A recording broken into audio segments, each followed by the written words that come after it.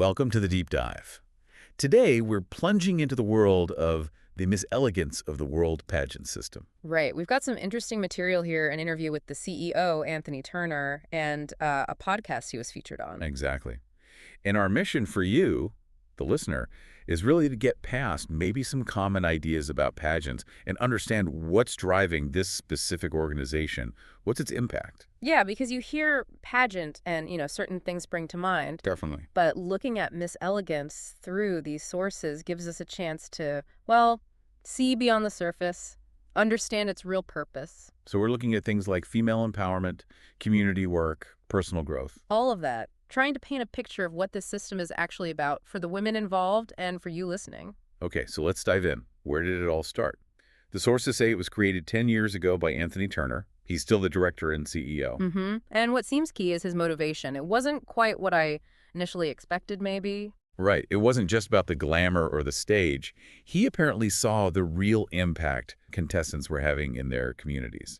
Yeah, like fundraising, local involvement. He actually said something like, the crown and sash is just the icing on the cake. Compared to the hard work, yeah, that really stands out. It does. It suggests a focus on, tangible contributions right from the start. More grassroots than you might think for a global pageant.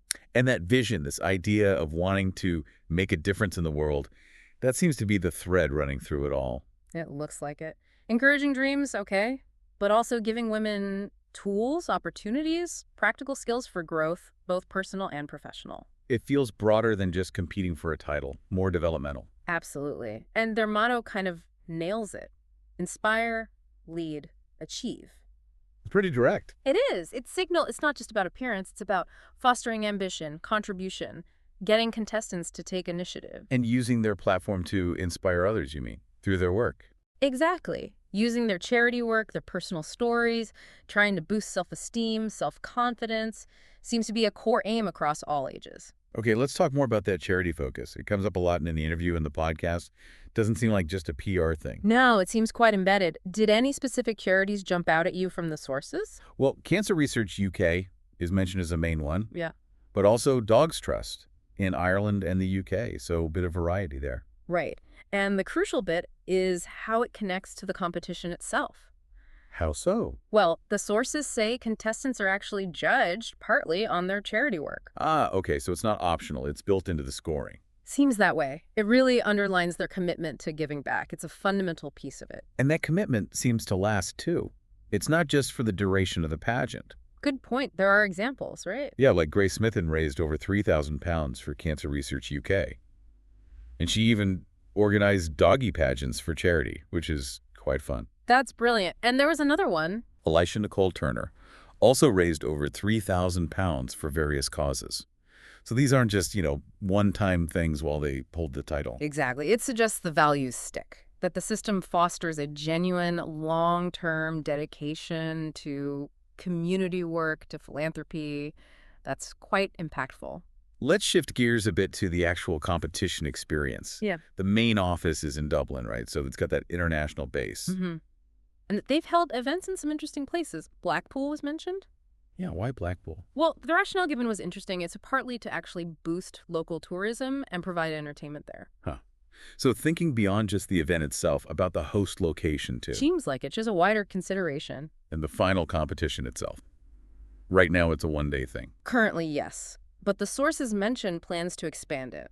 Maybe 2 or 3 days. Okay. What would that involve? Things like fitness classes, makeup classes, maybe some sightseeing. It sounds like they want to make it a more rounded developmental experience. More than just the final night on stage. Exactly. More holistic. And the judging. We know charity work is in there. What else? It's pretty comprehensive, actually. Appearance is one factor, sure, but also their overall presence during the event. And you mentioned online stage presence. What does that mean exactly? Yeah, the sources mentioned that. I took it to mean things like their charisma, confidence, poise, how they carry themselves, maybe even online or during preliminary stages. Okay. Plus outfits and the question round, of course. Right, so it's a mix of things. And the judges themselves are interesting. Who picks them? Or who are they? They tend to be past title holders, former or current Miss Elegance queens, and also sponsors. So people with experience within the system or a stake in it. Precisely. Brings a mix of perspectives, probably helps maintain the values. And the overall vibe. The sources mentioned, it's professional, schedules given out. Yeah, organized, but also a big emphasis on fun Yeah. and friendship, networking. The sister queens idea. Exactly that. They seem to actively foster that supportive community feel. The goal isn't just winning, it's the whole experience, the connections made. That's often an overlooked part of pageantry, isn't it? The camaraderie. Definitely. So that's a key takeaway, I think. And what about the winner? What's the prize package like? It seems geared towards creating more opportunities. Includes flights and a hotel stay in Orlando, Florida. 6 nights. Okay, nice trip. Anything else? Yeah, their fees are paid for another international pageant, Miss Universal Global, excluding optional rounds, but still. Ah, so it's a stepping stone. A pathway to compete internationally at potentially an even higher level? Exactly. Shows they're investing in the winner's future ambitions, giving them a platform for more visibility. Now, Anthony Turner, the CEO, he shared his own definition of women's empowerment in the source materials. Yes, that was quite revealing about the philosophy behind it all. What stood out to you? He talked a lot about freedom, freedom of expression, freedom to make your own decisions, freedom to be inspired, and ultimately, freedom to live a full, happy life, choosing your own way. It's quite a broad definition, isn't it? It goes beyond just, having a voice. It's about agency, shaping your own future. Yeah, and that fits really well with the idea of the pageant being a platform for growth and opportunity. Definitely aligns. We also learned a bit about Anthony Turner himself, his background, what drives him. Right. The sources mentioned his love for travel, particularly between the UK and Ireland, meeting people, appreciating the scenery. He also has interest in fashion and performing. Mm. That makes sense, given the field. It does, and it mentioned his education, too. He has a diploma and a degree. Suggests a value for development that mirrors what the system promotes. And his inspiration. Yeah. It seems to come back to seeing the dedication of the contestants. Yeah, and perhaps his own personal drive, too. He seems quite invested. So looking ahead, what's the long-term vision? What legacy does he want Miss Elegance to have? It's definitely more than just putting on an event each year. He wants it to be seen as, well, genuinely inspiring. Empowering dreams, offering real opportunities. Right. Cultivating professional qualities in the women who participate. And always, always keeping that strong charitable connection. It's very purpose-driven. And they have concrete plans for growth, too. Seems so. The sources mentioned taking the system to the next level.